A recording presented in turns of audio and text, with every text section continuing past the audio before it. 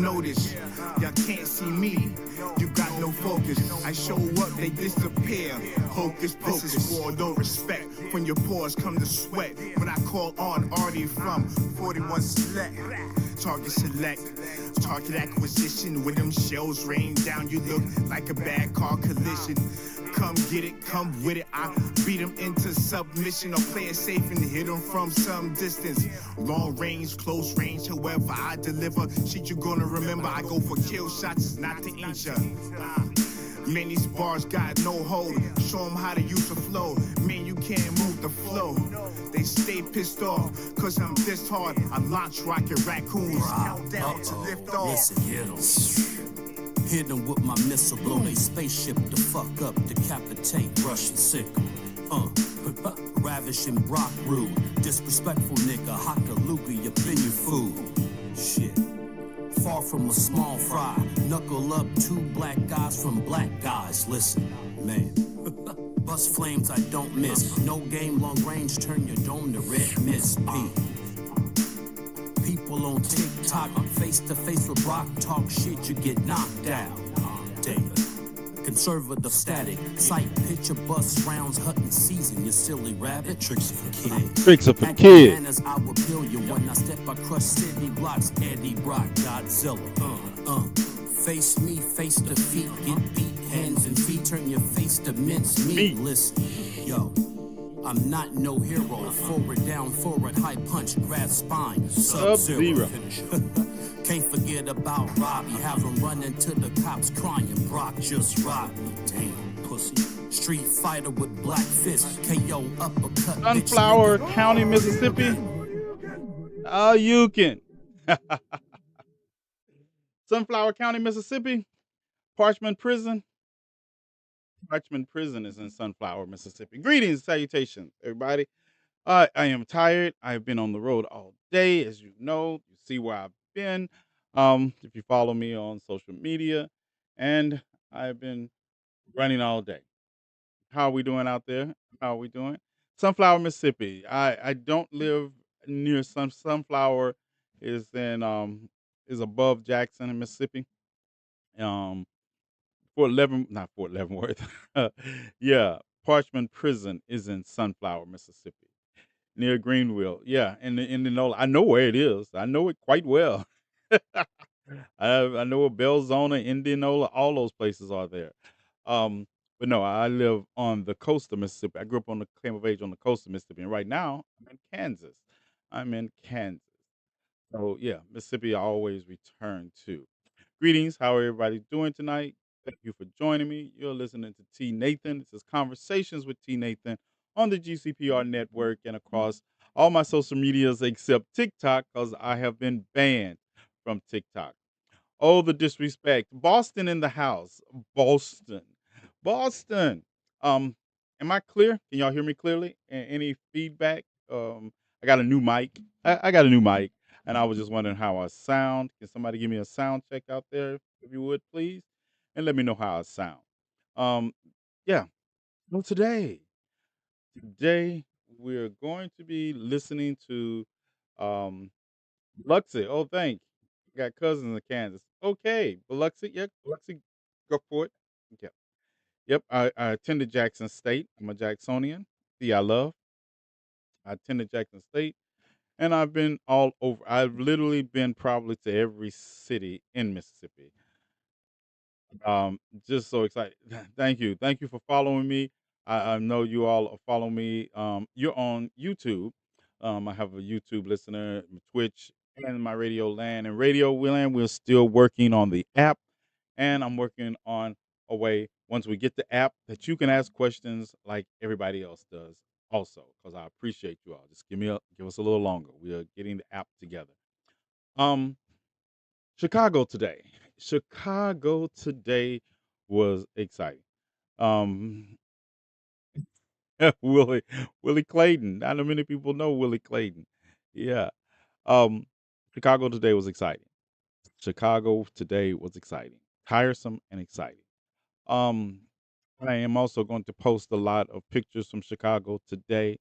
Um, I was under the impression I got reports from people of how the media was talking about the protests there, and I want to tell you that I don't think the protests were anything like the media is saying or you all are being told.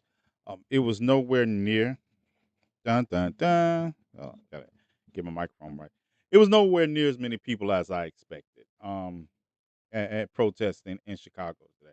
There was a lot, don't get me wrong, but there was nowhere near the numbers that, I would say Union Park was about half of what I'm being told it looked like, and I'll post some pictures on social media. Um, so that is you got family in Chicago too? Yeah, you're definitely from the South. You got family if you got family in Mississippi, Chicago, yeah, and you live in Boston, yeah, yeah, you got family from the South, the Great Migration. Check it out, and it talks about how um, people in Mississippi immigrated during three waves of migration from the South, one after the end of the Civil War, and one after the ratification of the 13th Amendment, and then another one later in the 1920s. But anyway, yeah, the Great Migration. That's why everybody in Mississippi has relatives that they go spend the summers with, or vice versa. Emmett Till was in Chicago, and is when he came to Mississippi in 1954 and got lynched. Um, he had relatives in the South, and that back and forth exchange of we always experience. But anyway, that's how it happens, and I have videos up on it talk about the Great Migration and the warmth of other suns. Um, it's a great book if you ever get a chance to read it, and it talks about those migrations. Well, like I say, tonight I didn't know it was going to be running so late. I planned to the Clintons. I'm gonna play Hillary Clinton has spoken. She has spoken. Some of the other speakers have not spoken yet. I wanted to get Joe Biden, and he's going to be on later. I don't know if the show will be if I'll have time before the show is over on the radio. But as soon as he comes on, I'm going to break in, and we're going to broadcast that also. But before then, I'm going to get to some. I got some other speakers lined up. Like right now, we're going to listen to Jasmine Crockett, her speech. We're going to listen to Hillary Clinton. Um, and then we're going to see where we are after that, and we're going to proceed from there. But like I say, Democratic National Convention, or the Super Friends Convention, as I called it, kick off today in Chicago, and Union Center, it is full. It is packed. It is packed. You were scared of Obama. Why were you scared of Obama? That's interesting. Why were you scared? What? Who was scared of Obama? Yeah, who was scared of Obama?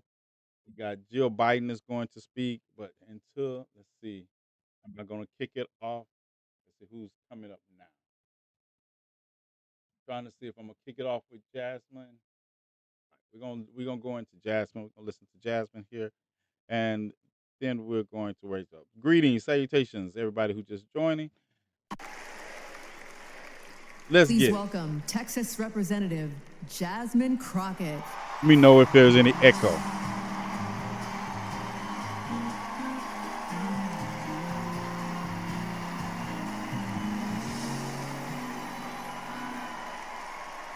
Well, good evening, America!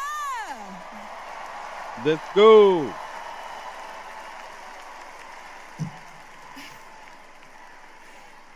On November 5th, our nation will hire a president, a commander-in-chief, and leader of the free world. So let's compare their resumes, shall we?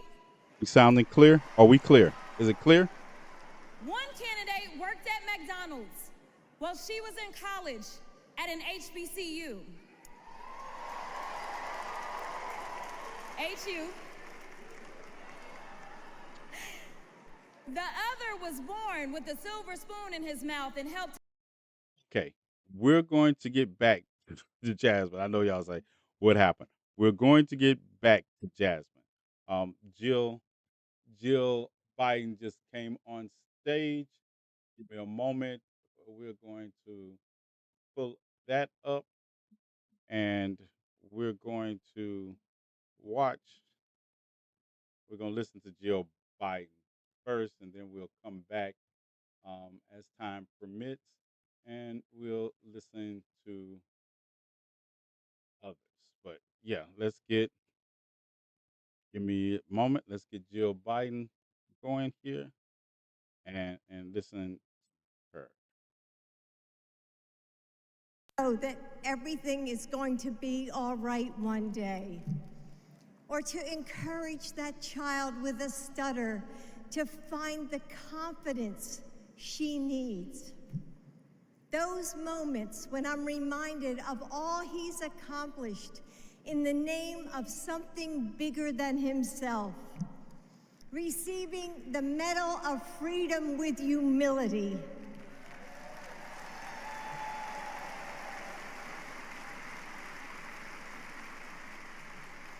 Placing his hand on our family Bible to take his oath of office.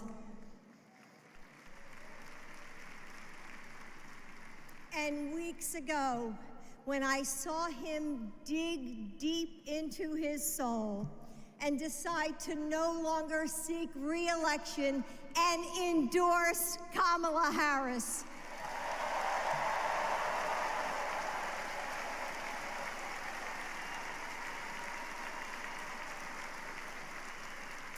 With faith and conviction, Joe knows that our nation's strength doesn't come from intimidation or cruelty.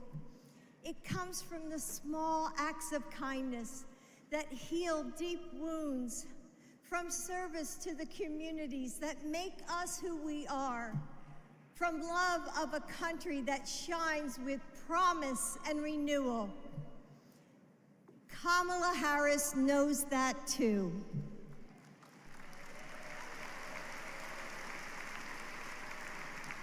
Our son, Beau, first worked with Kamala when he was Attorney General of Delaware.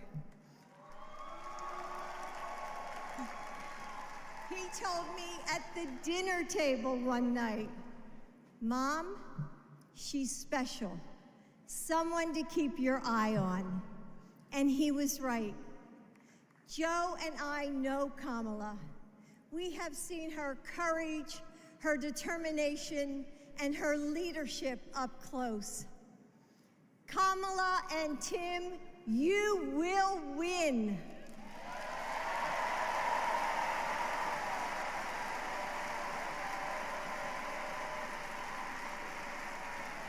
And you are inspiring a new generation. We are all a part of something bigger than ourselves, and we are stronger than we know. The future of our country is in the hands of those in this room and all of you watching at home. It's going to take all of us, and we can't afford to lose. With faith in each other, hope for a brighter future, and love for our country, we will fight and we will win together. Thank you. Thank you.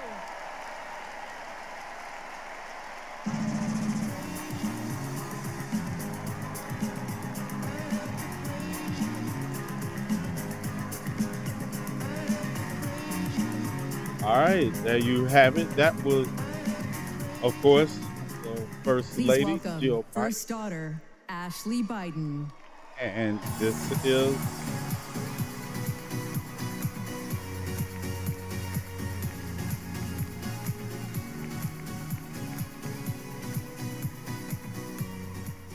Good evening. I have this memory. It's the eve of my 8th birthday. Dad is still in D.C., tending to urgent matters in the Senate. That night, as a surprise, Mom told me, Beau, and Hunter to get in the car. I remember pulling up to the Wilmington Amtrak station, riding up the escalator to the platform. The train stops, doors open, and Dad steps out. As soon as I saw him, I run down that platform and jump into his arms. Like magic, Mom brought out a cake, they sang happy birthday, and I blew out the candles. Dad hugged me, and he said that he had to get back to work. He crossed to the southbound train, and off he went to DC. That was a snapshot of one moment, of one day, on this extraordinary journey of being Joe Biden's daughter.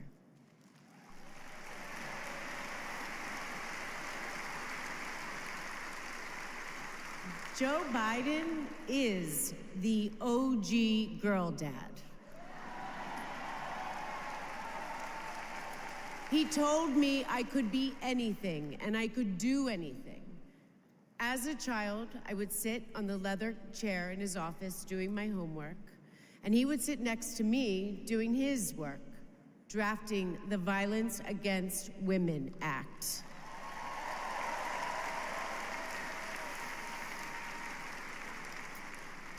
And he wasn't just a girl dad.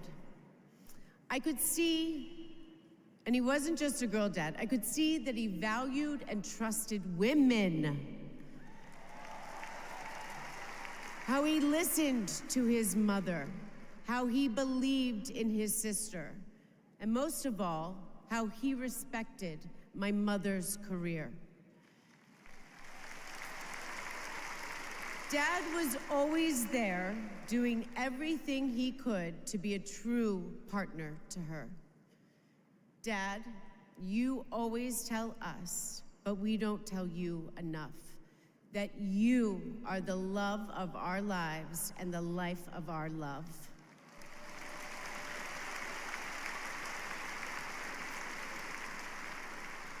I had my wedding reception in my parents' backyard. At the time, my dad was vice president.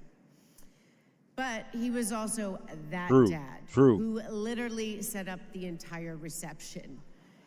He was riding around in his John Deere four-wheeler, fixing the place settings, arranging the plants, and by the way, he was very emotional. I thought that I would be a mess, but he was the one crying, and I was the one who had to comfort him. Before he walked me down the aisle, he turned to me and said that he would always be my best friend. All these years later, Dad, you are still my best friend. His example in service inspired my career. I'm a social worker in Philadelphia.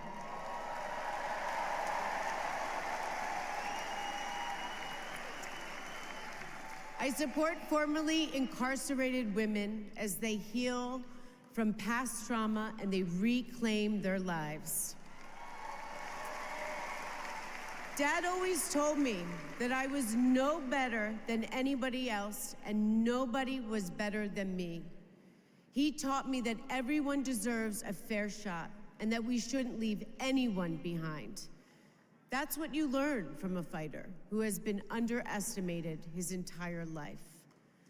When I look at Dad, I see grace, strength, and humility.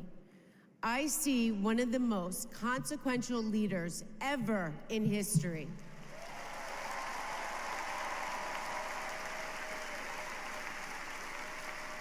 And I also know that he never stops thinking about you, about your dreams, about your dignity, about your opportunities, about your family. Dad knows that family is everything. When Hunter and I lost our brother Bo to cancer in 2015, the grief and the pain felt like it might never end. Dad had the capacity to step out of his own pain and absorb ours. And I know that Bo is here with us tonight, as he is always with us.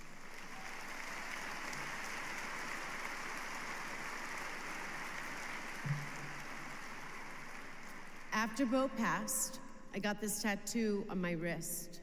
It says, "Courage, dear heart." A reminder to myself to keep going, to get back up, like my dad has always done. He has taught me that a courageous heart is a miraculous thing. A courageous heart can heal a family. A courageous heart can heal a nation, and maybe even the world. And now, this election requires the courageous hearts of all of us. In 2020, my dad selected Kamala Harris to beat Donald Trump. And he knows in 2024, she will beat Donald Trump again.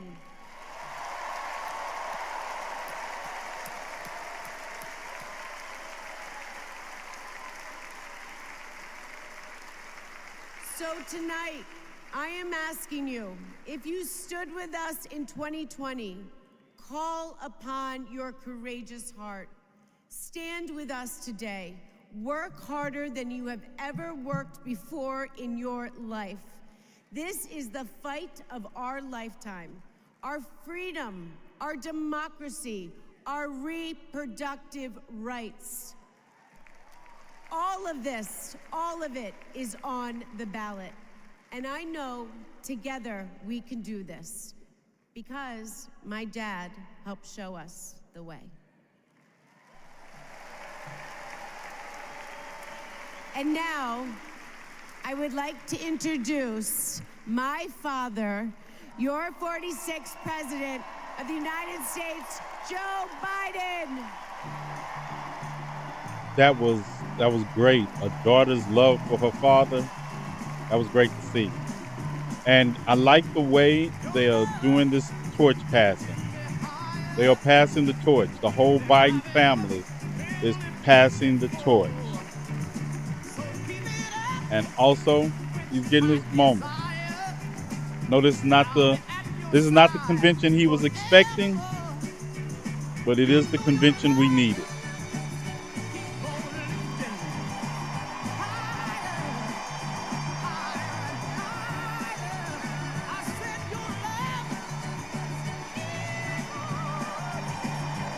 Greetings, everybody who's listening.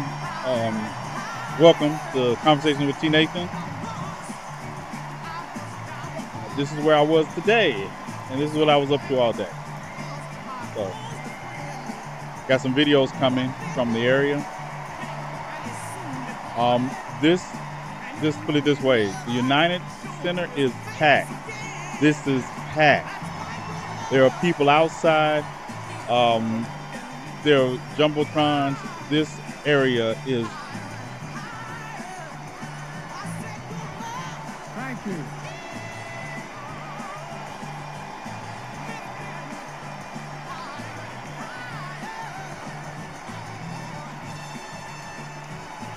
And we're about to listen to Joe Biden.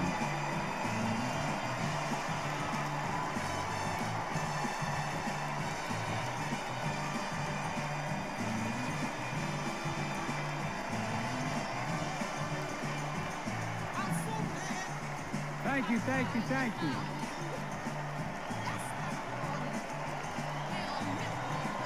Thank you.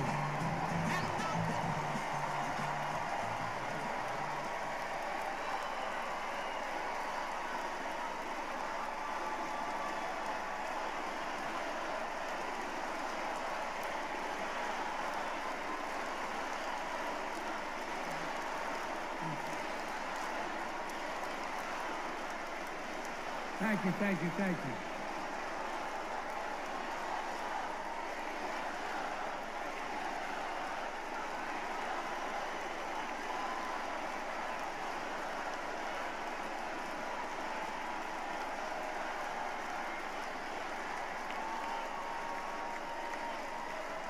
Thank you, thank you, thank you.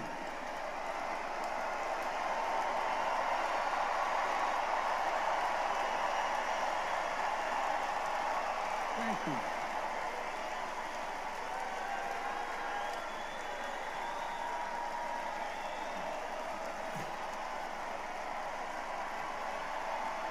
Donald Trump is somewhere throwing a tantrum right now. He is throwing a tantrum right now. I love you. Thank you. Look at that. A C. You know he's going to say this was AI generated, right? This is a C. That was my daughter.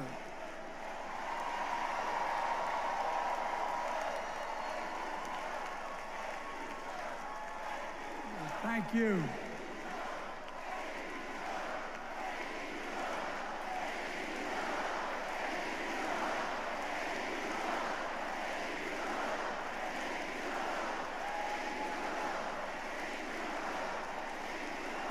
We're not gonna make it. He gonna bust. He not gonna be able to hold it. Thank you, Mitchell. I tell you what. Yes, Trump is behind in Pennsylvania.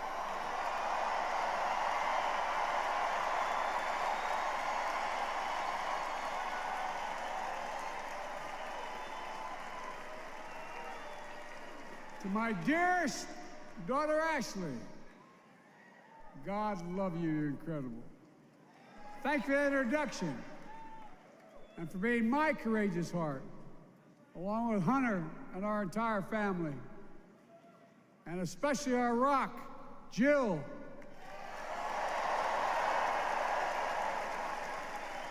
Who, as those of you who know us, she still leaves me both breathless and speechless. Everybody knows her. I love her more than she loves me. She walks down the stairs and I still get that going boom, boom, boom. You all will know me. No, I'm not kidding.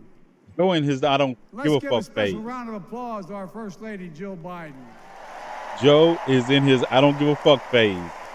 Y'all, you better act like you know. My dad.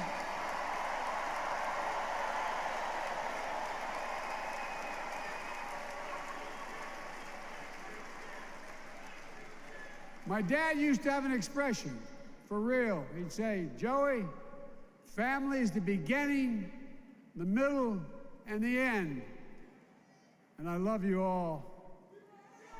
Folks. And America, I love you.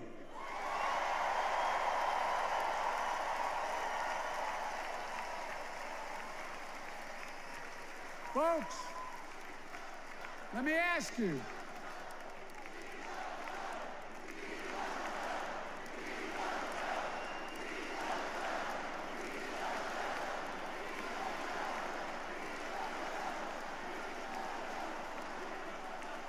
Let me ask you. Are you ready to vote for freedom?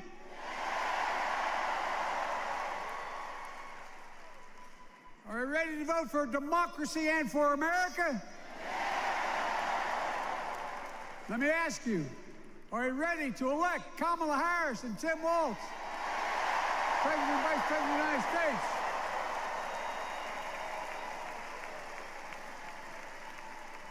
My fellow Democrats, my fellow Americans, nearly 4 years ago, in winter, on the steps of the Capitol, on a cold January day, I raised my right hand and I swore an oath to you and to God to preserve, protect, and defend the Constitution and to faithfully execute the office of the President of the United States. In front of me was the city surrounded by the National Guard. What's up, nephew? Behind me, a Capitol just 2 weeks before had been overrun by a violent mob.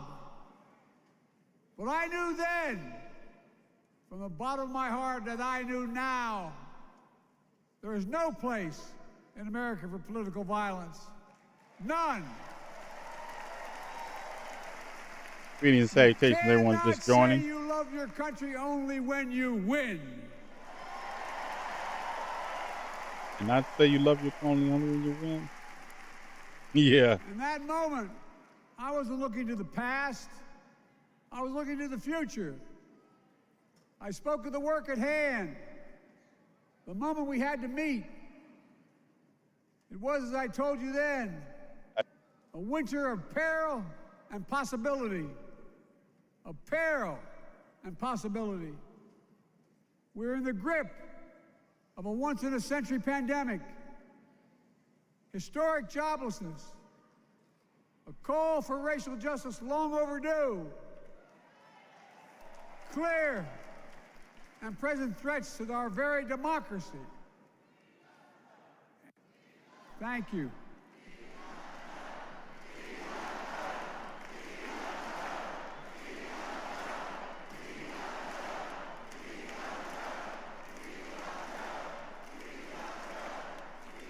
And yet, Nancy Pelosi getting her I loves believed in. then, and I believe now, that progress was and is possible.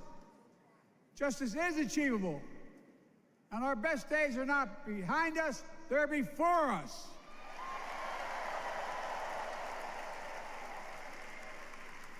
Now it's summer. The winter has passed. And with a grateful heart, I stand before you now on this August night to report that democracy has prevailed. Democracy has delivered.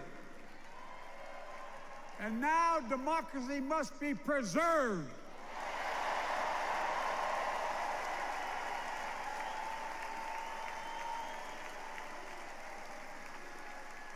You've heard me say it before. We're facing an inflection point. One of those rare moments in history when the decisions we make now will determine the fate of our nation and the world for decades to come. That's not hyperbole, I mean it literally. We're in a battle for the very soul of America. I ran for president in 2020 because of what I saw in Charlottesville in August of 2017.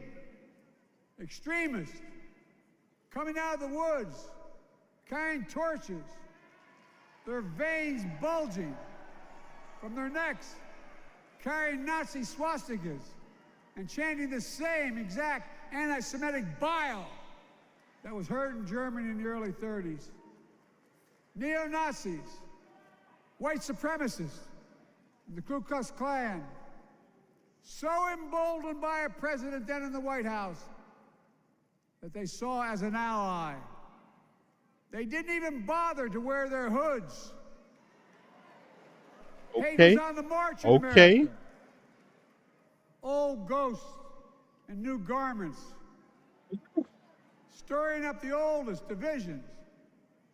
Joe didn't come to play tonight. Fears, Joe did not giving come to play oxygen tonight. to the oldest forces that they long sought to tear apart America. In the process, a young woman was killed.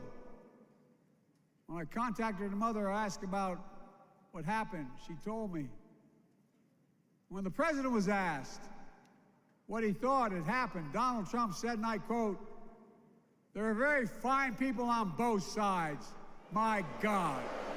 That's what he said. That is what he said and what he meant. That's when I realized, had listened to the admonition of my dead son, I could not stay in the sidelines. So I ran.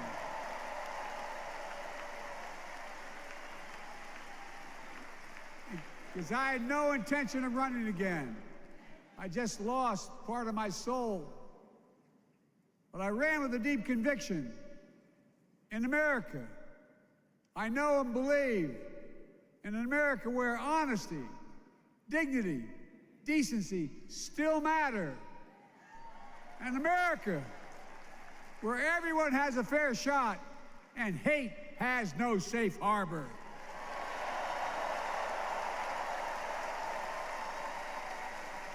An America where the fundamental creed of this nation, that all of us are created equal, is still very much alive.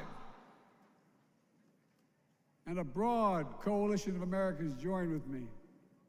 81 million voters voted for us, more than any time in all of history. Because of all of you in this room and others, we came together in 2020 to save democracy.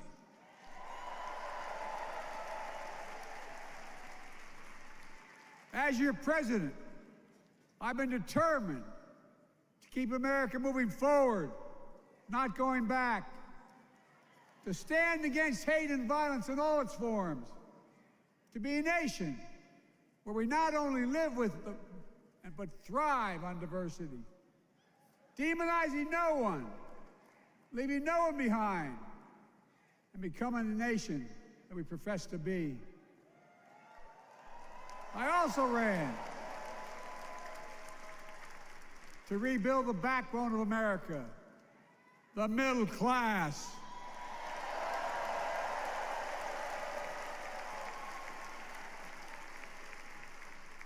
I made a commitment to you that I be a president for all Americans, whether you voted for me or not. We have done that. Studies show the major bills we have passed actually delivered more to red states than blue, because the job of the president is to deliver to all of America.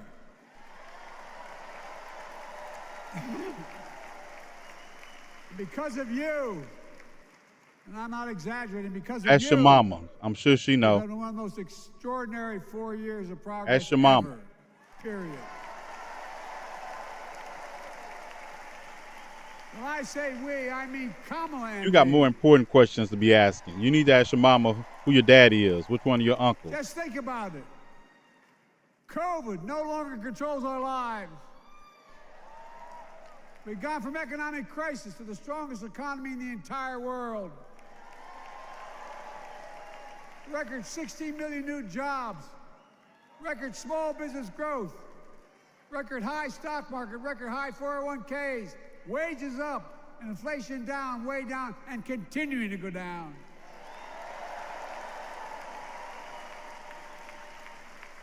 The smallest racial wealth gap in 20 years. And yes, we both know we have more to do, but we're moving in the right direction. More Americans have peace of mind that comes from having health insurance. More Americans have health insurance today than ever before in American history.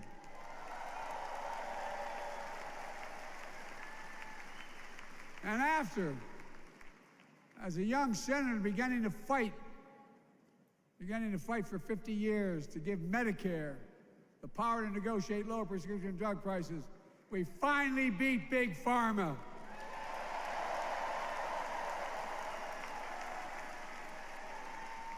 And guess who cast the tie-breaking vote? Vice President, soon-to-be President Kamala Harris.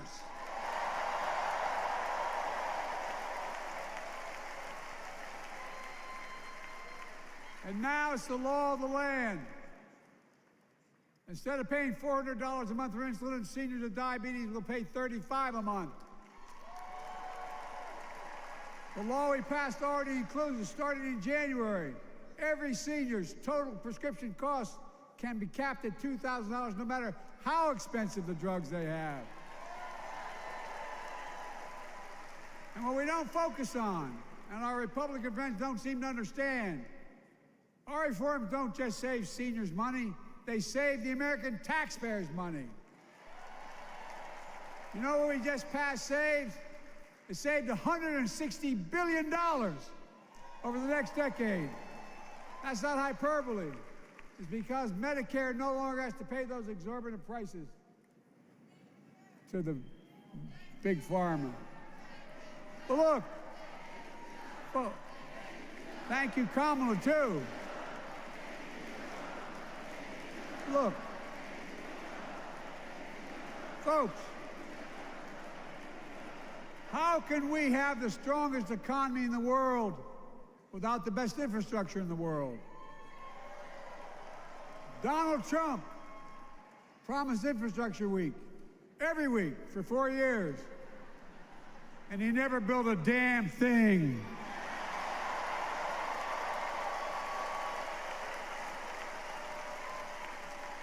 But now, because of what Kamala and I have done, remember we were told we couldn't get it done. Remember when we came into office, we couldn't get anything passed? But right now, we're giving America an infrastructure decade, not week. We're modernizing our roads, our bridges, our ports, our airports, our trains, our buses. Removing every lead pipe from schools and homes so every child can drink clean water.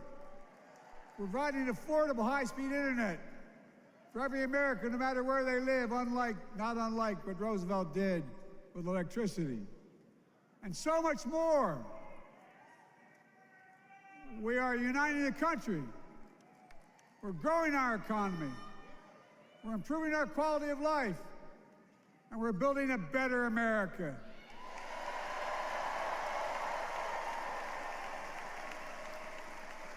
Because that's who we are. How can we be the strongest nation in the world without leading the world in science and technology? After years of importing 90% of our semiconductor chips from abroad, which America invented those chips. Our Chips and Science Act meant that private companies from around the world are now investing literally tens of billions of dollars to build new chip factories right here in America.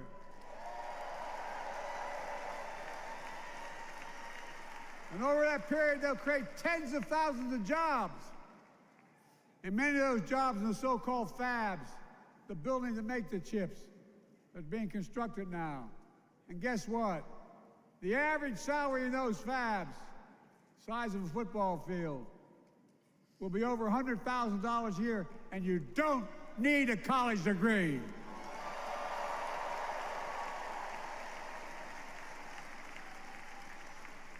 Because of you and so many electeds out there, American manufacturing is back. Where the hell to say we wouldn't lead the world in manufacturing? 800,000 new manufacturing jobs.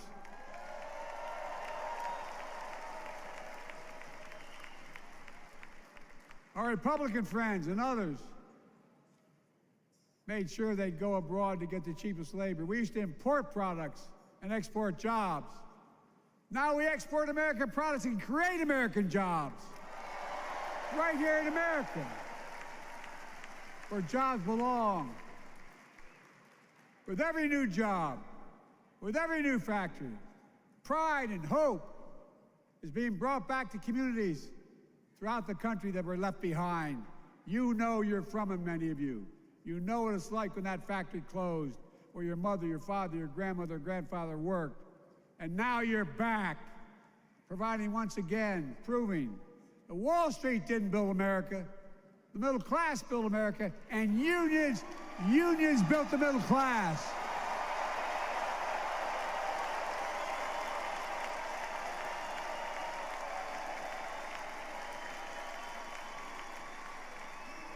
It's been my view since I came to the Senate. And that's why I'm proud to have been the first president to walk a picket line.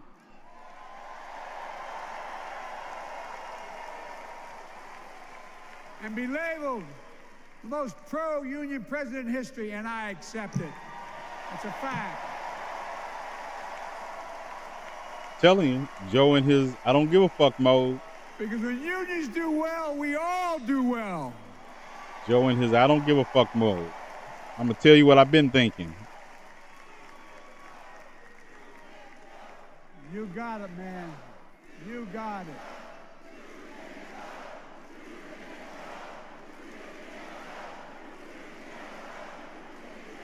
I agree. I'm proud. Look, remember we told we couldn't get anything done because we couldn't get anything done in the Congress? Well, with your support, we passed the most significant climate law in the history of mankind.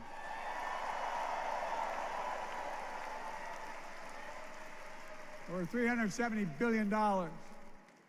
Cutting carbon emissions in half by 2030. Launching a climate corps, similar to AmeriCorps and Peace Corps, creating tens of thousands of jobs for young people of the future who are going to make sure this continues.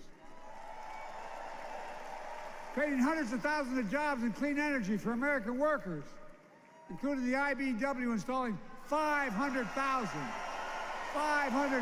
charging stations all across America.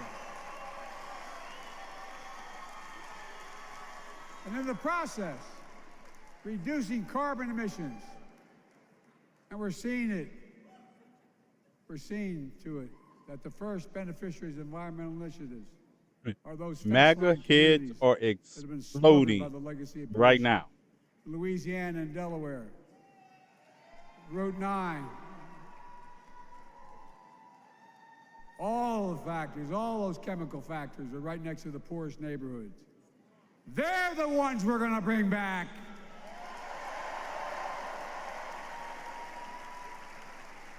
And how? How can we be the greatest nation in the world without the best education system in the world? Donald Trump and the Republican friends, they not only can't think, they can't read very well. Seriously, think about it. Look at their Project 2025. They want to do away with the Department of Education. Well, during the pandemic, Kamala and I helped states and cities get back their schools back open. And we gave public school teachers a raise.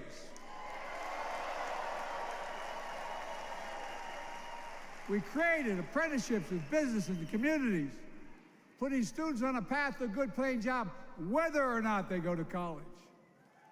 And by the way, we're making college a hell of a lot more affordable. Increasing Pell Grants by $900. Over $15 billion to HBCUs. Minority service education, including Hispanic institutions and tribal colleges. We kept our commitment.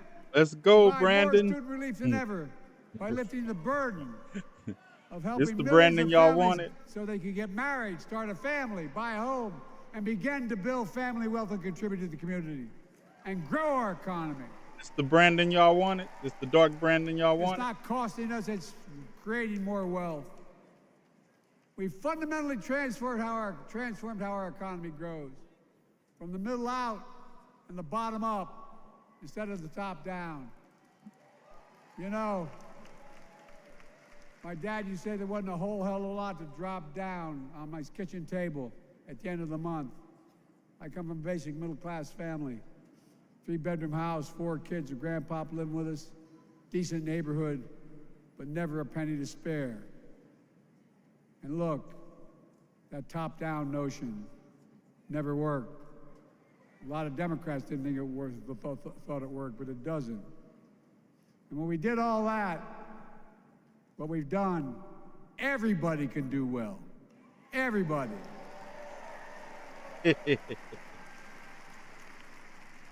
Donald Trump calls America a failing nation.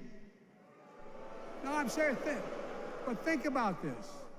Think about this. He publicly says to the whole world, I'm going to say something outrageous. I know more foreign leaders by their first names and know them well than anybody alive. Just because I'm so damn old. But I'm not joking. Think of the message he sends around the world when he talks about America being a failing nation. He says we're losing. He's the loser. He's dead wrong.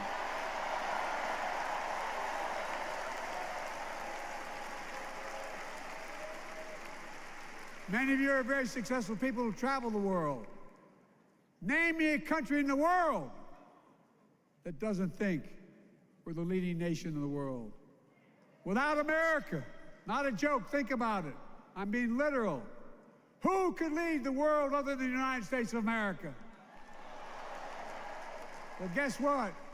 America's winning, and the world's better off for it. America's more prosperous, and Americans are safer today than under Donald Trump. Trump continues to lie about crime in America, like everything else. Guess what? On his watch, the murder rate went up 30%, the biggest increase in history. Meanwhile, we made the largest investment, Kamala and I, in public safety ever. Now, the murder rate is falling faster than any time in history. Violent crime has dropped to the lowest level in more than 50 years. And crime will keep coming down when we put a prosecutor in the Oval Office instead of a convicted felon.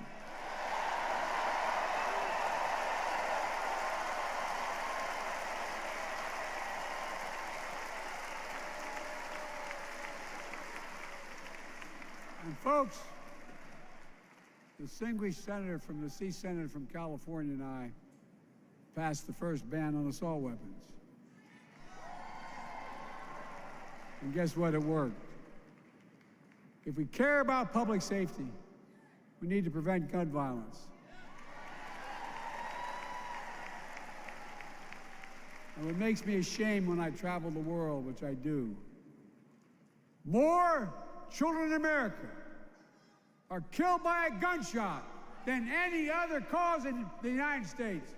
More die from a bullet than cancer, accidents, or anything else in the United States of America. My God. That's why Kamala and I are proud. We beat the NRA when we passed the first major bipartisan gun safety law in 30 years.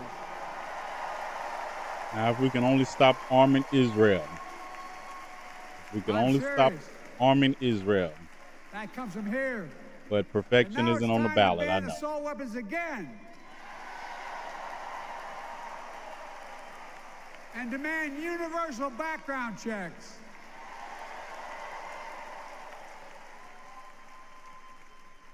It's hard.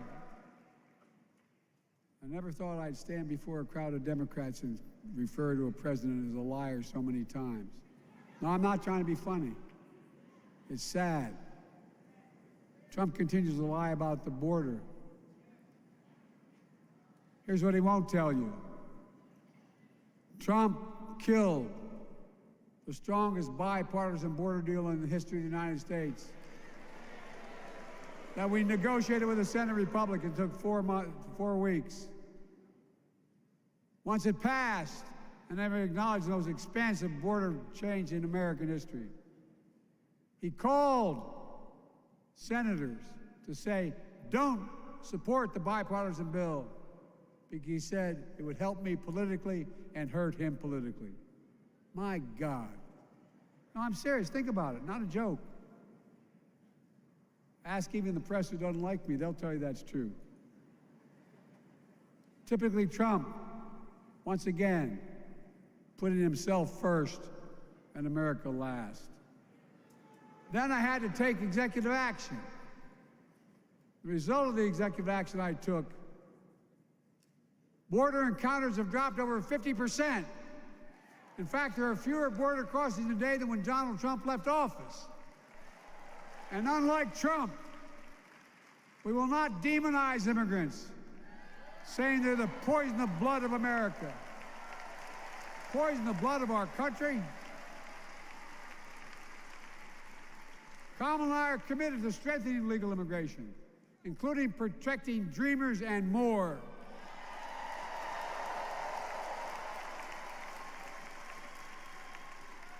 And here's what else I believe in. Protecting your freedom to vote, your freedom to love who you love.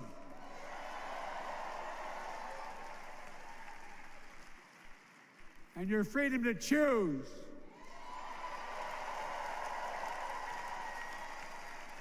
In its decision overturning Roe v. Wade, as you heard earlier tonight, the United States Supreme Court majority wrote the following, quote, women are not without electoral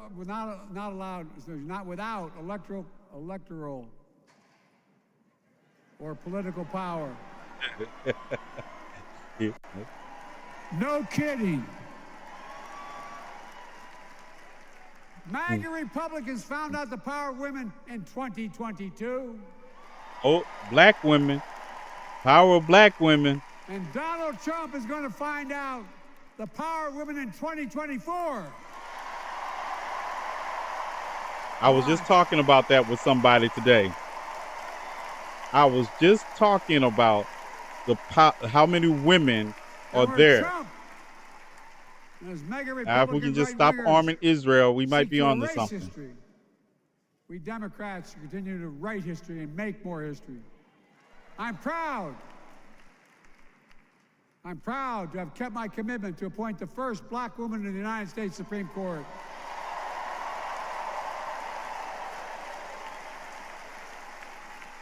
Ketanji Brown Jackson,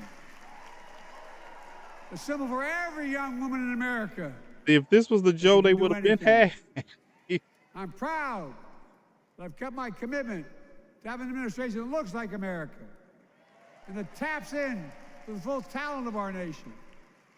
The most diverse cabinet in history. It's not a peace deal yet. The first black woman in South Asian descent It's not a peace to serve deal. as vice president.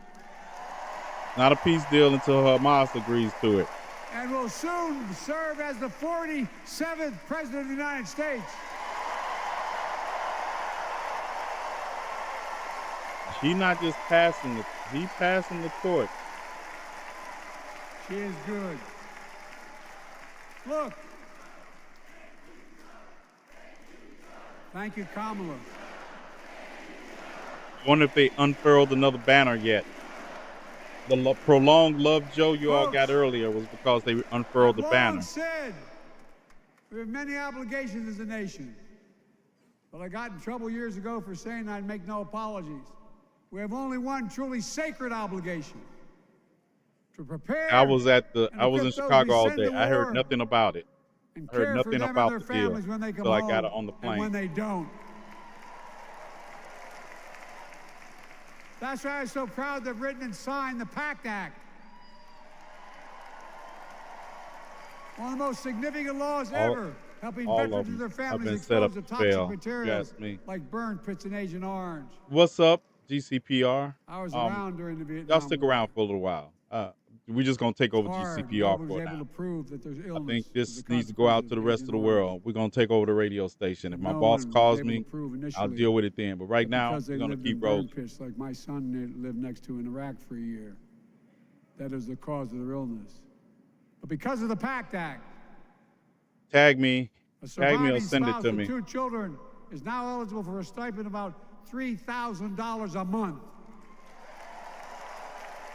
And those GCPR, children GCPR Network, lost a we're going to run long. We're parent listening to are Joe eligible for Biden tuition at benefits the to go Democratic to college National Convention. and to get job training.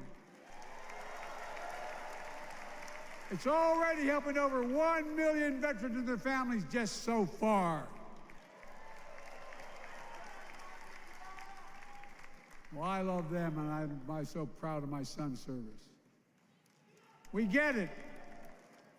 But guess who doesn't get it and doesn't respect our veterans? We know from his own chief of staff, the 4-star General John Kelly, that Trump, when in Europe, would not go to the grave sites in France. The brave service members who gave their lives to this country. He called them suckers and losers. Who in the hell does he think he is? Who does he think he is?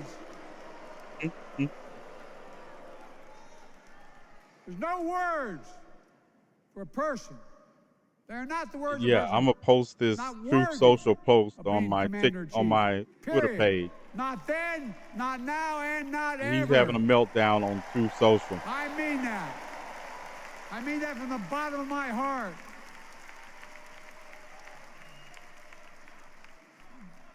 Just as no commander-in-chief should ever bow down to a dictator, the way Trump bows down to Putin. I never have, and I promise you, Kamala Harris will never do it. Will never bow down.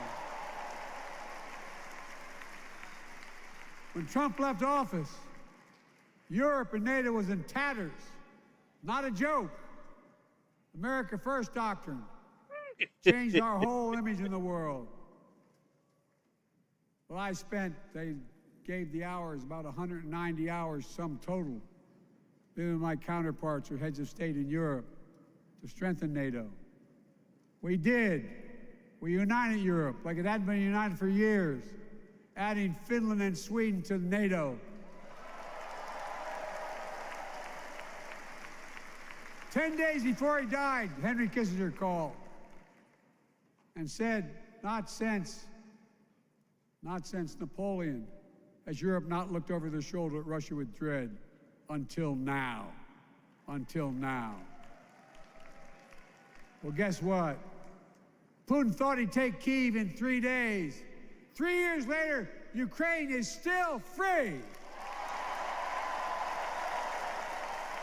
What are we doing over there on X? Are we frozen? Are we good? Thank you all for joining me When I on came X. to office, the Since conventional wisdom first night was since my suspension. that China would inevitably surpass the United States. They haven't noticed. No one's saying that now.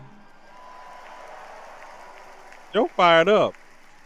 Joe fired up tonight. And we'll keep working to bring hostages home and end the war in Gaza and bring peace and security to the Middle East.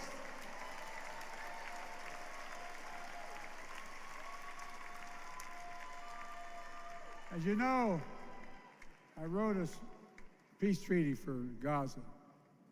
A few days ago, I put forward a proposal that brought us closer to doing that than we've done since October 7th.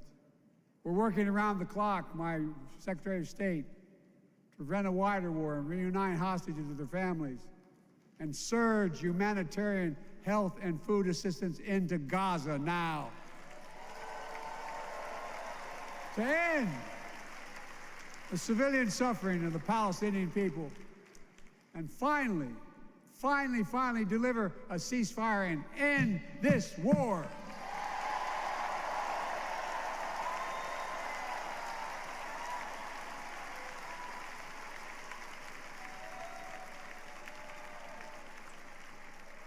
Those protesters out in the street, they have a point. A lot of innocent people are being killed on both sides. Just as we worked around the clock to bring home wrongfully detained Americans and others from Russia in one of the most complicated swaps in history. Wrap it up, But Joe. they're home. Don't get too carried away. Don't get too carried away, Joe. Kamala and I are going to keep working to bring all Americans wrongfully detained around the world home. I mean it. Folks, I've got 5 months left in my presidency. I've got a lot to do. I intend to get it done.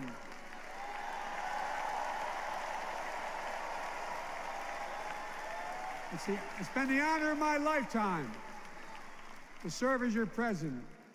Notice he didn't mention the deal from today. But I love my country more. I love my country more. He did not mention today's deal or what Israel All this did. talk about how I'm angry at all those people who said I should step down. That's not true.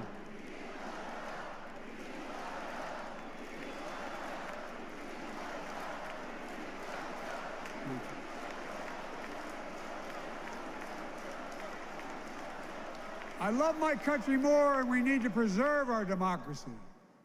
In 2024, we need you to vote. We need you to keep the Senate. We need you to win back the House of Representatives. And above all, we need you to beat Donald Trump. Wrap it up, Joe. Wrap it up. Wrap it up. And elect Kamala and Tim, President and Vice President of the United States of America. Look, they'll continue to lead America forward, creating more jobs, standing up for workers, growing the economy, lower the cost to American families so they just have a little more breathing room. We've made incredible progress, but we have more work to do. And Kamala and Tim will continue to take on corporate greed and bring down cost of food. They'll keep taking on Big Pharma, making insulin $35 a month, not just for seniors, but for everyone in America. And capping prescription drug costs at a total of $2,000 not just for seniors, but for everyone. And folks, that's going to save America again tens of billions of dollars. Folks, they'll make housing more affordable, building 3 million new homes, providing $25,000 down payment assistance for the first-time home buyer, more than the 10 we approved. Donald Trump wants a new tax on imported goods, food, gas, clothing, and more. You know what that will cost the average family, according to the experts? $3,900 a year in a tax.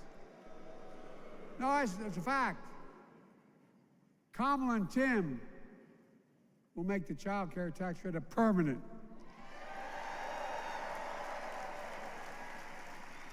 Lifting millions of children out of poverty and helping millions of families get ahead.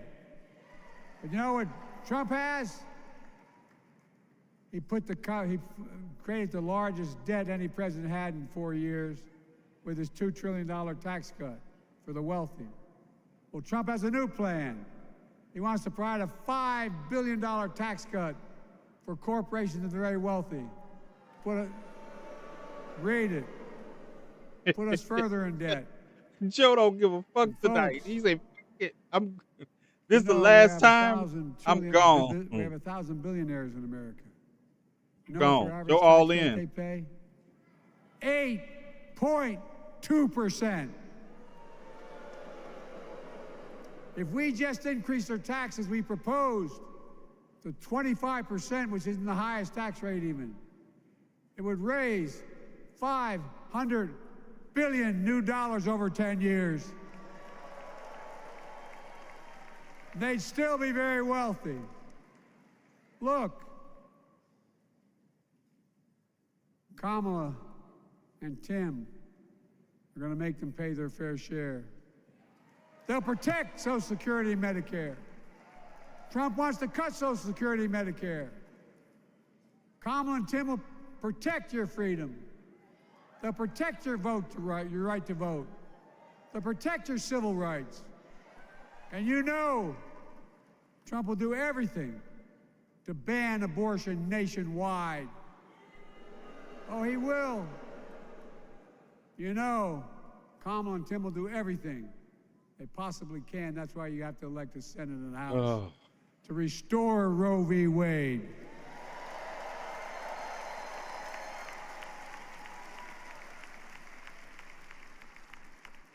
The ancient Greeks taught us that character is destiny. Character is destiny. For me and Jill, we know Kamala and Doug are people of character. It's been our honor to serve alongside them. And we know that Tim and Gwen Waltz are also people of great character. Selecting Kamala was the very first decision I made when I became our nominee. And it was the best decision I made my whole career.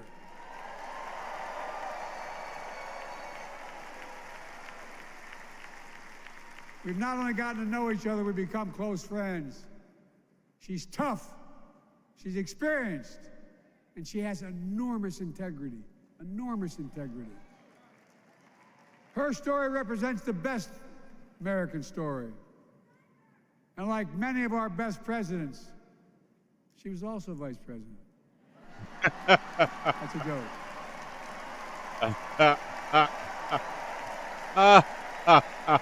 But she'll be a president our children Joe can don't look up to. tell you. She'll be a president respected Brandon, by world Dark leaders, Brandon because she has already entered is. the chat. She'll be a president we can all be proud of. And she will be an historic president who puts her stamp on America's future.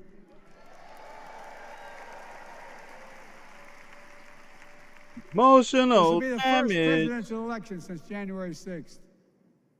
On that day, we almost lost everything about who we are as a country. And that threat, this is not hyperbole, that threat is still very much alive. Donald Trump says he will refuse to accept the election result if he loses again. Think about that. He means it. Think about that. He's promising a bloodbath if he loses, in his words. And that he'll be a dictator on day one, in his own words. By the way, this sucker means it. No, I'm not joking. Think about it. Anybody else said that in the past, you'd think he was crazy. He is crazy, but you'd think it was an exaggeration, but he means it. We can't let that happen. Folks, all of us carry a special obligation. Independents, Republicans, Democrats. We saved democracy in 2020, and now we must save it again in 2024. And we're saving democracy every week. The vote of each of us cast this year will determine whether democracy and freedom will prevail. It's that simple. It's that serious. And the power is literally in your hands. History is in your hands. Not hyperbole. It's in your hands. America's future is in your hands. Let me close with this. Nowhere else in the world could a kid with a stutter and modest beginnings in Scranton, Pennsylvania, and Claymont, Delaware, grow up to sit behind the resolute desk in the Oval Office.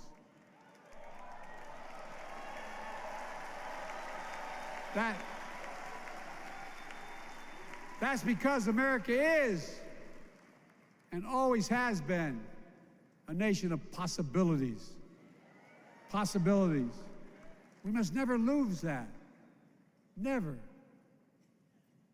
Kamala and Tim understand that this nation must continue to be a place of possibilities, not just for the few of us, but for all of us. So join me in promising your whole heart to this effort, and where my heart will be. I promise I'll be the best volunteer Harrison Waltz has Cam ever seen.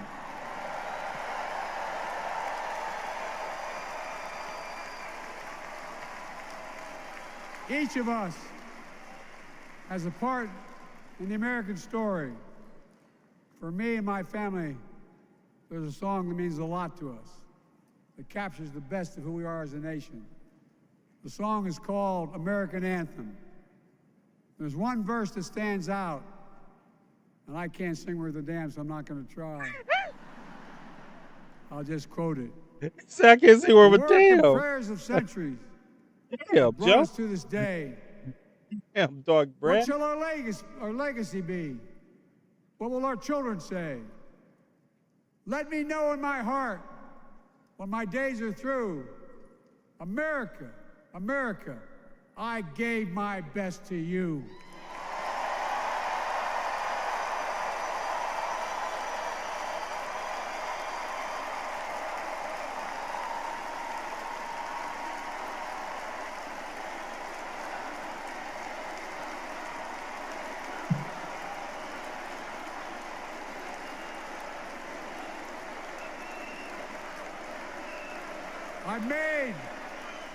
I've made a lot of mistakes in my career, but I gave my best to you.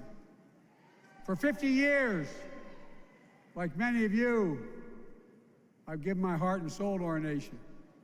And I've been blessed a million times in return for the support of the American people. I've either been too young to be in the Senate because I wasn't 30 yet, and too old to stay as president. But I hope you know how grateful I am to all of you. I can honestly say, and I mean this from the bottom, give you my word as a Biden, I can honestly say I'm more optimistic about the future than I was when I was elected as a 29-year-old United States Senator. I mean it. Folks, we just have to remember who we are. We're the United States of America.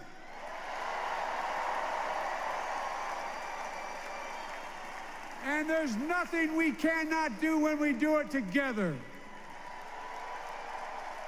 God bless you all. and may God protect our troops. Thank you.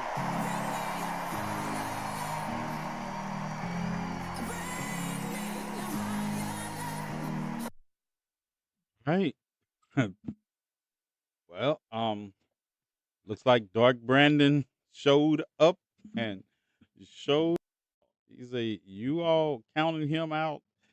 Um, yeah, that's not the thing.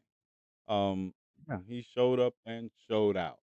And except for the little one teleprompter error, he was actually he was way better than I expected.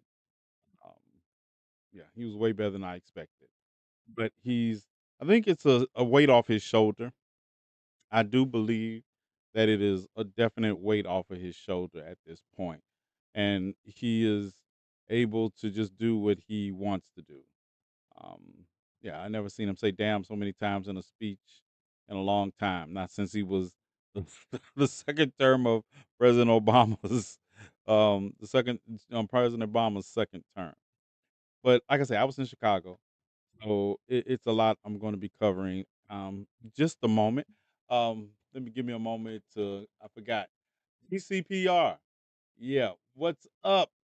You have been listening to Conversations with TNathan on the GCPR network. If you'd like to finish the conversation, I know we went 20 minutes over, but if you want to join me on X or on YouTube or on Twitter, my TikTok accounts are down because I've been suspended on both accounts. But if you want to join the conversation, come on over, catch me on X and Twitter and YouTube. And yeah, man, I like this better. So I'll holler at you later on the GCPR. Thanks for staying with us. We're out of here. All right, now back to this. Give you all. This is, I guess, the closing. That was the closing. It's unfolding on stage right now. This is what's unfolding on stage. Like I say, I'm going to go back if you all want. I guess we'll hang out for a little while longer because I want to play Jasmine Crockett's speech. I promised you I was going to play that, and Hillary Clinton's speech. So we're going to listen to Hillary Clinton and Jasmine Crockett in just a moment. But what do you all think? What do you all think about Joe Biden's Dark Brandon speech at the end? I think personally, I think he did a good job of hitting a balance between his accomplishments and passing the torch. I think this was a pass the torch moment. No matter, and he did it in a manner that didn't beguile if he was grudgingly. I think he did it. He did it. I think he's human, and I think he feels some kind of way. But look at him. Look at Joe try to cut a step getting off that stage. Yeah, the Joe tried to cut a step. He said y'all counting him out, but he gonna show y'all, right? So there is that. Um, bring that up for a minute. So yeah, I think he had a good balance, but I'm understanding why he didn't mention. Y'all mind if I turn this? Let me turn the sound down. But I think I understand why he didn't mention the so-called deal today because Israel is still bombing Lebanon and other areas in the middle of saying they accept this deal. Um, yeah, so that's the information I'm getting. I'm put together a video on that, but yeah, Lebanon, the proposal wasn't a deal at all, and that's what we're hearing. So I'll look into it and I will post about it. Like I said, I didn't hear anything about it in Chicago today, and I understand why. I do understand why because it's Israel, and like I say, I understand perfection is not on the ballot. Don't get me wrong. Don't think my stances have changed on any of those. Was this okay? Yeah, they're about to close out. So I'm going to. I don't need a benediction. I'm going to get Jazz Pocket up here like I told y'all. We're gonna start her speech over, but Yeah, it's about 9 minutes. It's a short speech, and I want to really see this. I want you all to really see Jasmine Crockett. I'm a Jasmine Crockett fan, and I think she did a great job. So let's listen in on Jasmine Crockett's speech. Please welcome Texas Representative Jasmine Crockett.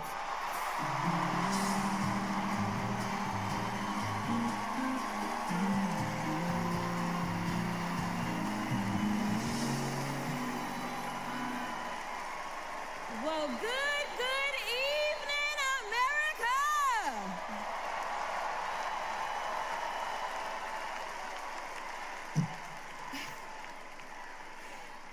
On November 5th, our nation will hire a president, a commander-in-chief, and leader of the free world. So let's compare their resumes, shall we? One candidate worked at McDonald's while she was in college at an HBCU. Okay, first. HU. The other was born with a silver spoon in his mouth and helped his daddy in the family business. Housing discrimination, that is. She became a career prosecutor while he became a career criminal. With 34 felonies, 2 impeachments, and 1 porn star to prove it.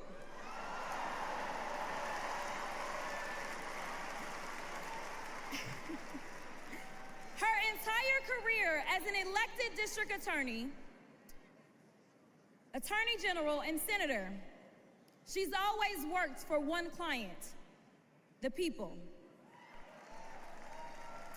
Meanwhile, he's a 78-year-old, lifelong predator, Shots fired. Shots fraudster, fired. and cheat, known for inciting violent mobs. Listen, y'all. He's only looked out for one person, himself. As women are dying, he is bragging about overturning Roe. And y'all know I come from Texas. And right now in Texas, come on, Texas.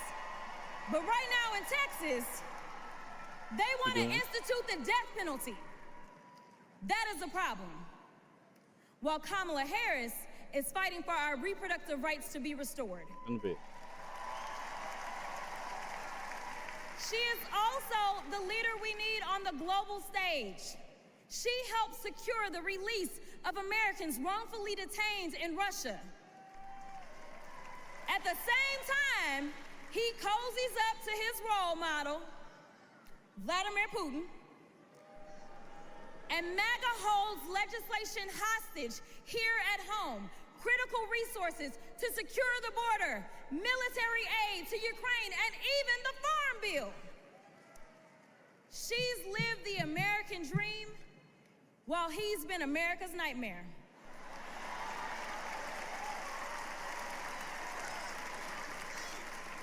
America, looking at the 2 choices before you, who would you hire? Donald Trump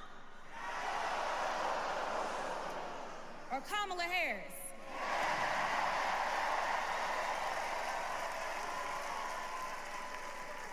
Kamala Harris has a resume. Donald Trump has a rap sheet.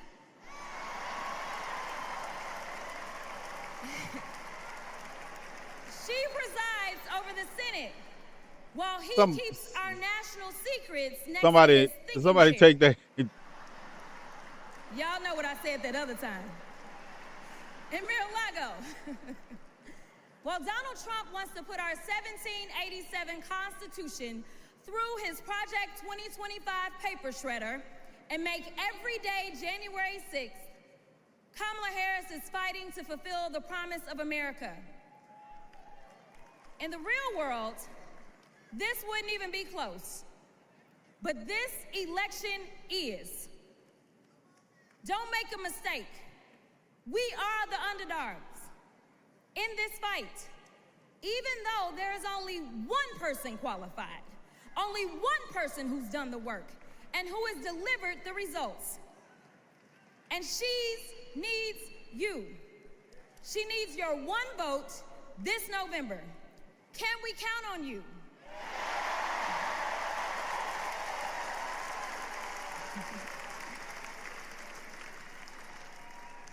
Some of you know a little bit of my history, some of you don't, so let me tell you. I was a public defender.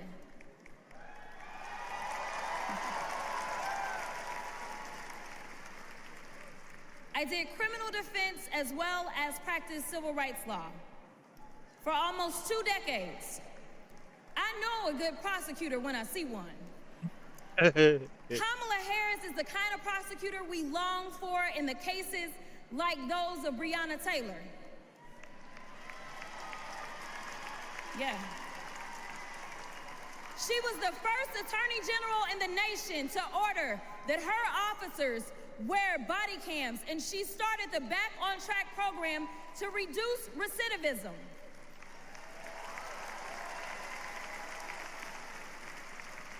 Listen, y'all, she did all these things because she genuinely cares about people. She sees each person as just that, a person, not a statistic. She's proven that since the first day she stepped into a courtroom and said what y'all already heard Hillary say. I did not copy off of her speech. I just want y'all to know. She walked into that courtroom and said, Kamala Harris for the people. And she meant that. These commercials Many just write of you themselves. know her credentials. But what I love about Kamala Harris goes beyond her resume, is that she sees the humanity in everyone. She's the only candidate in this race who is capable of empathy. When I first got to Congress, I wasn't sure I made the right decision. The Chaos Caucus couldn't elect a speaker, and the Oversight Committee was unhinged. Chaos Caucus. I was going through all of this when I visited the Vice President's residence for the first time. As I approached Vice President Harris for our official photo, she turned to me and asked, "What's wrong?" Mind you, we'd never met, but she saw right through me. She saw the distress. I immediately began crying.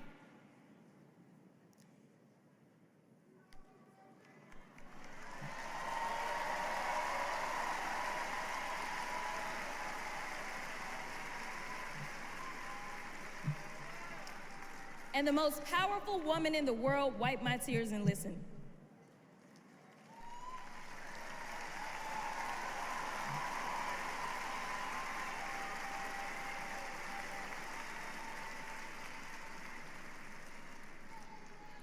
It's so hard for me to tell this story. She then said, among other things, "You are exactly where God wants you. Your district chose you because they believe in you, and so do I."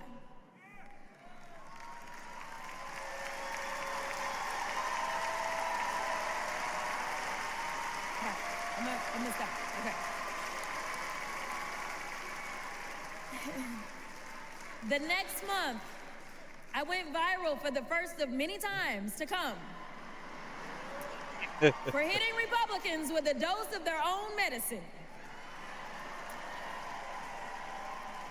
That brief but impactful interaction gave me my legislative legs, and I've been running ever since.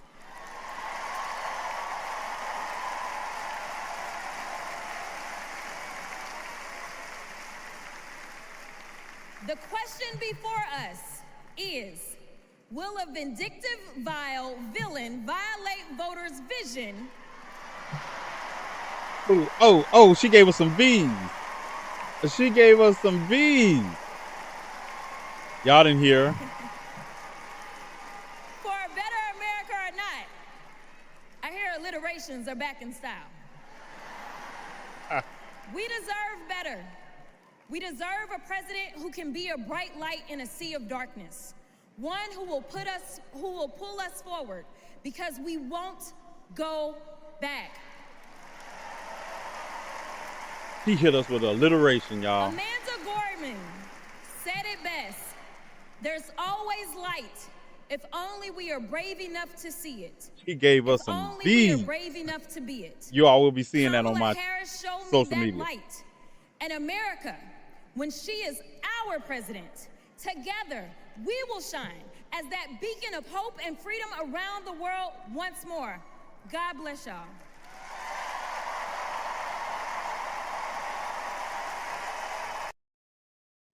Ooh, I got. Hold on. You just can't let her go like that. Wipe my tears and listen.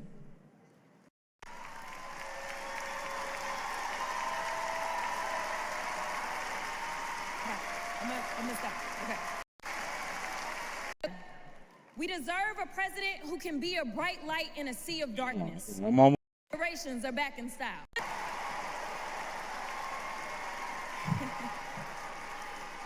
For a better America or not, I hear alliterations are vindictive. Oh, here we go. I got it. We got to hear this again. I'm sorry.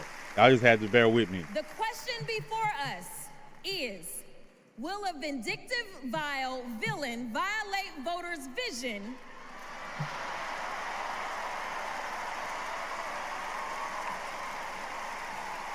Done. Y'all gonna hear this. Y'all gonna hear that from me. Y'all are for a just get. better Y'all just get ready. You gonna hear it as soon as I cut this. I'm gonna cut this video up. I'm gonna post it, and yeah, that's what y'all gonna hear it. I'll get ready. I'll get ready. All right, you all. Thank you for joining me. This has been Conversations with TNathan across all my platforms except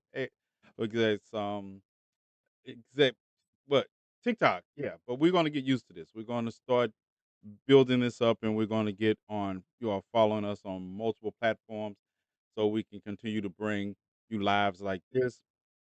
I will be back in Chicago Wednesday night Thursday, for the close. Um, yeah, I'm gonna post some videos from Chicago. I'm going to post this video when I chop it up. I'm going to chop this video up right now after I walk Bella. And the next 2 days, I will be council meetings and strategic planning for the homeless shelter that the community is fighting in their neighborhood, because everybody wants us to do something about those who happen to be homeless, but nobody ever wants to do it in their neighborhoods. They always are complaining. Subscribe to the channel wherever you're watching at. That helps. If you want to donate to the cause, right here is Cash App. Donate to the cause. We'll be back tomorrow night at 10 o'clock Central Standard Time, 11 o'clock Eastern Time. I got my X account back. I got my X account back. So you all can watch me on X. You can watch me on YouTube. You can watch me on Twitter. Twitter and X are the same thing. Twitch. And I might be on Instagram tomorrow if I remember and I get in time to set it up. All right. And hey, I got Clorox wipes. Yeah, I was just seeing what y'all could see in here, like Clorox wipes back here. So thank you. If you want to be a part of this, you know how. I'm gonna walk Bella, chop up some videos from today, share them with you, and answer any questions you all have about the opening day of the Democratic National Convention from the ground aspect. I will tell you this: there was nowhere as many protesters as I expected. The places where I saw that you will see me post videos and pictures from, they were nowhere near as well. I know the news highlighted a lot of things, but in general, there were more police officers than there were protesters. And they were not. And I'm gonna tell you this: they tried to make it seem like it was just one group. There were several groups of protesters um, there, but they were not violent. It was peaceful. They did take down a barrier, but I think the way that the Union Center was, the fences were put around there in these circular patterns. They were that barrier. I think was meant to come down. Just the way I feel about it, because at the end of the day, they didn't breach any of the other inner barriers that were guarded by the police and the Secret Service. So really no violence I saw there. It was there. It was yeah, it was mostly peaceful. It was mostly peaceful, but I know a lot of people are seeing these videos and they're seeing just a group, and they think a lot of people turned out. No, mm, uh, most of the black people were inside. Um, the Union Center was packed. Union Center was packed. I will say that. And like I say, join me tomorrow. I'll post videos on my various platforms of the day. And I am tired. I'm tired, and I haven't eaten. I haven't eaten. I'm going to eat. Once again, thank you all for joining us. We'll see you tomorrow night, 10 o'clock Central Standard Time, 11 o'clock Eastern Time. All my multiple social